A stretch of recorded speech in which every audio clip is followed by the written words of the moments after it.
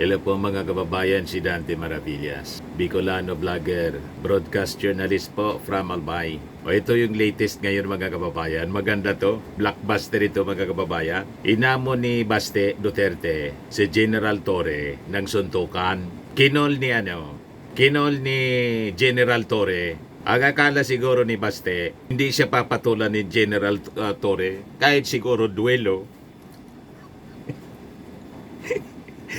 Di ba? Ano? Tingnan natin kung ano yung magiging reaksyon ni Baste matapos siyang maghamon. No? Baste Duterte dares PNP chief to a fist fight. Tory accept the challenge. Tory accepts the challenge. Kahit matanda na po si General Torre, game na game siya po. Game face mode.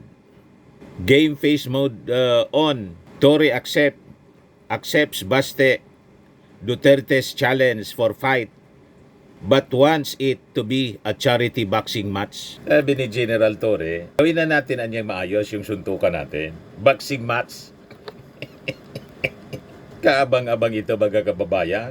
Huwag atras. Baste. Kasi pag umatras ka dito sa laban na to, kinol ka ni General Torre. Kahiyaan na ito.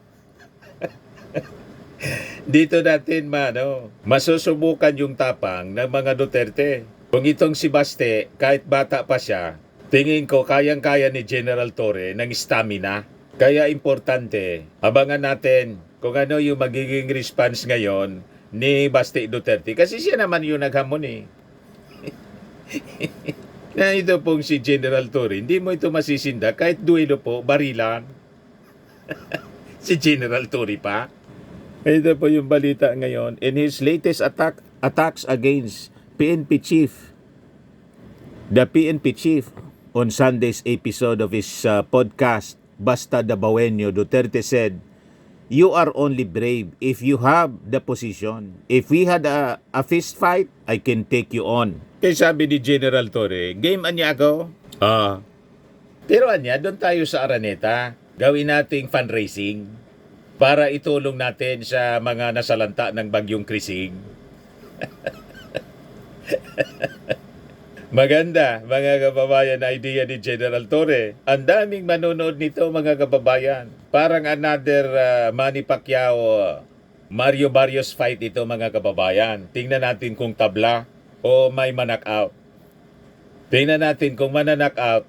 Kasi bata pa si Baste. Kung kaya niyang ma-knockout, mga kababayan, sa boxing match, itong si General Torre. Ang problema kung siya yung ma-knockout,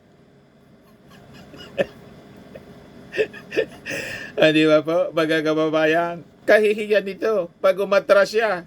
Mga kababayan, kailangan walang atras kasi mga maiisog sila. Sabi ni General Torre, gusto ko niya, 54 anyos na pala to si General Torre. Mas matanda pala ako dito.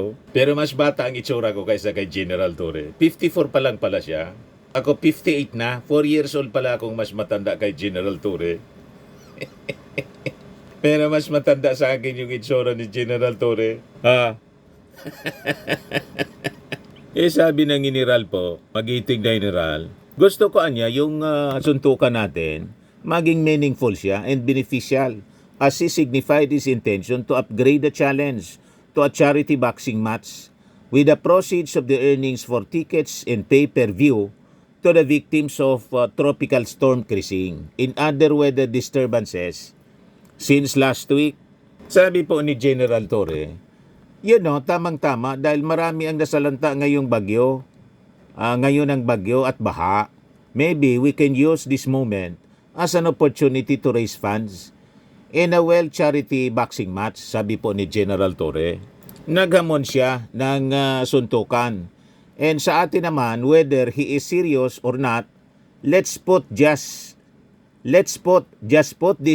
on a better use. Kung yan ang gusto niya, madaling pagbigyan yan. Boxing na lang para madali i-set up at gawin. In the date, sabi po ni General Torre, gusto ko anya na mangyari siya ngayon mismo, July 27, at the Araneta Coliseum in Cubao, Quezon City. Wala nang practice pa tulad ni Manny Pacquiao at ni Mario Barrios, may training pa. Mga ilang weeks or buwan, di ba? Dito po, suntukan agad. Para matira ang matibay. Di ba? Yan sabi ni General Torre. I will be there in Araneta. I'll ask Araneta to set up a boxing ring. Hopefully, they will oblige, sabi po ni Torre. And for Torre, it should be 12 round anya na boxing in order to maximize the income generating project for typhoon victims. Siguro, you can find sponsors per round. May mag-sponsor. So let's place their merchandise before each round. So 12 rounds para medyo marami-rami ang sponsors at marami tayong ma-erase na pondo. Tingnan natin sa 12 rounds kung hindi lumaylay ang dila ni either si General Torre, kasi nga matanda na, 54 years old eh. Si Manny Pacquiao 46 pero kayang-kaya pa ng stamina. Si Baste, tingnan natin kung kayanin ang 12 rounds hindi lumaylay yung dila. Si General Torre na nagsabing 12 rounds, siguro kaya niya ang 12 rounds. Di ba? Tingin ko laging may practice si General Torre. Hindi lang sa barilan. Amonin mo pa duelo. Baste, amonin mong duelo. Para masaya po. After ng boxing, duelo naman po. Baril na yung gamit. Pero dapat may habulan muna para may thrill, hindi agad yung may tutumba. Magabulan muna kayo kung saan, mga kababayan, sa isang kwan siguro, isang kabundukan siguro. Kabundukan, magabulan sila, magantingan sila doon. Pero sila lang na dalawa, walang kakampi na kung sino, parang yung mga pelikula baga ni Fernando Po Jr., The King. Duelo. Pero sabi dito, but what if the Araneta Coliseum management would not oblige? Torres said he is ready to do it in any gym with a boxing ring. Talagang desidido po, kahit saan. Desidido si General Torre. Kasi ba naman, nakakalalaki masyado itong si Baste. Pangalawang beses na ito na nagamon. Kaya ngayon, papatulan na siya ni General Torre. Kahit daw saan, na gusto mo, pwede.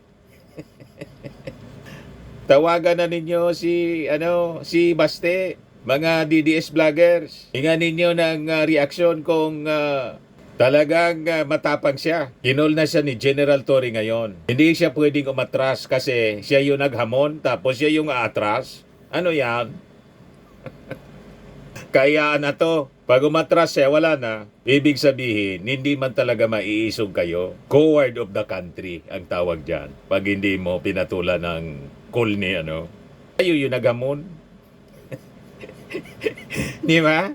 So sabi ni General Torre, on my part, there is nothing personal. I just saw a very good opportunity to raise funds for charity. On my part, gusto kong i-donate to charity whatever my share. And that would be for those affected by typhoon in flood. May pay-per-view pa niya. He is open to air the boxing match on social media platforms. But he urged those who would watch to donate for the typhoon victims. Ngayon, tinanong siya kung kailangan pang oras para mag-practice. Sabi po ni General Torre, he would hit the PNP gym on Thursday, July 24, for a practice. This is not the first time that Duterte threatened physical harm on Torre. When Torre was the regional director of Davao Region, Duterte threatened to slap him for relieving all police commanders of Davao City. This after reports that Davao City commanders were misreporting crime incidents allegedly to make it appear that the city is safe. O ngayon, kung mag-back out si Baste, sabi ni General Torre, it's up to him. He was the one who issued the challenge. On my part, I'm just accepting the challenge. Ano na mga DDS vloggers? Tawagan na ninyo si Baste. Kinol na ni General Torre. Huwag dapat siyang umatras kasi siya naman yung naghamon. Kaya na to, kailangan patulan niya ang call ni General Torre kasi unang-una siya yung naghamon. Huwag maghamon kung aatras lang naman sa laban. Di ba? O, ito yung interview, mga kababayan, ng mainstream media. Basket Duterte ng suntukan. Ano mong sagot niyo, sir? Diwar Abante. Mga ulo talaga kayo eh. Pero tama-tama dahil marami ang nasa lanta ngayon ng bagyo at baha. Maybe we can use this moment or this opportunity for to raise funds in a charity boxing match. This coming, kung para mabilis, this coming Sunday sa Araneta. 12 rounds, pwede. 12 rounds susundukan para maganda. At para medyo marami-rami ang ma-raise natin. Siguro you can find sponsors. Per round, may mag-sponsor. So, let's place their merchandise before each round. So, 12 rounds para medyo marami-rami ang sponsor at marami tayong may raise na one. Ayan, mga reactions ng mga tao. Game na! Sabi ni MJ, not bad idea, charity boxing match. Go, go, sir, sabi ni pobreng rider, Edgar Bakiran. Hindi naman kakasayon. Sabi ni Felipe Rimorta Jr., sign na contract. Sabi ni Buday, kailan ang laban? Grabe pong excited oh. Simpleng hampas lupa, ayos to. Sabi ni Mitch, kailan? May mga interesado agad oh. Saan daw pwede bumili ng ticket o mag-register live online? General Torre. Sabi ni Kaloy, kay General Torre ako dyan. Sabi ni Dorel Duliente, saan po maka-avail ng ticket? O kita ninyo? Gawin nyo ng poster chief, PNP versus mayor. The professional versus unprofessional, you can see the difference. Kikita ito po, titiba sa takilya. Sabi ni Gids, Philippine officials are such a joke. Police si General Torre, hinamon ba naman ni Baste? Alam nga naman umatras si General Torre sa isang mayor. Siya yung nagamon, kinol lang ni General Torre.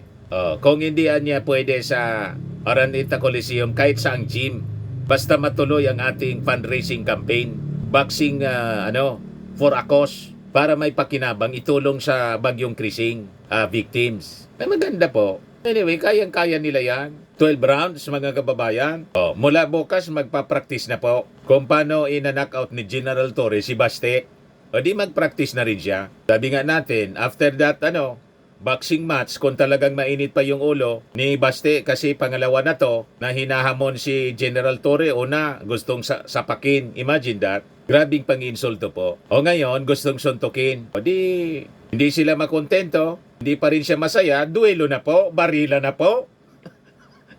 Para tapos na. Sanay dyan sa barilan si General Torre. Sabi ni Rio Sian, dinaan nila na lang sa biro ni Torre. Pero ang totoo, nanginginig na yung tuhod.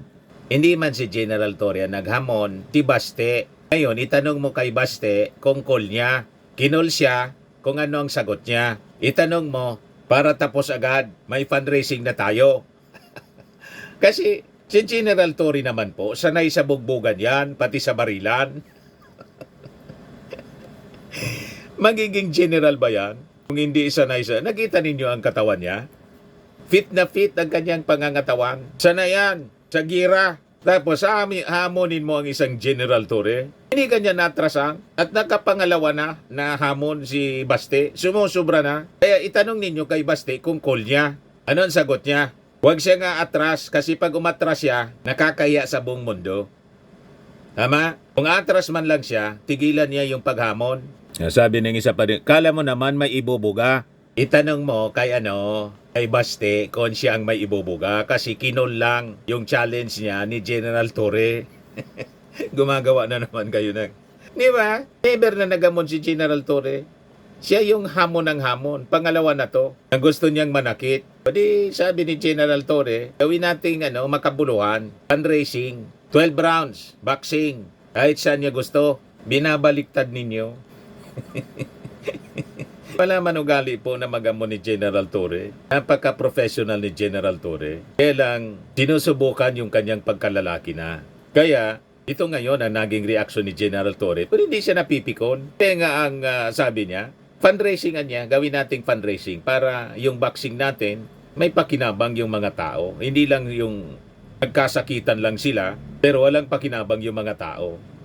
Ganon mag-isip si General Torre, mga kababayan.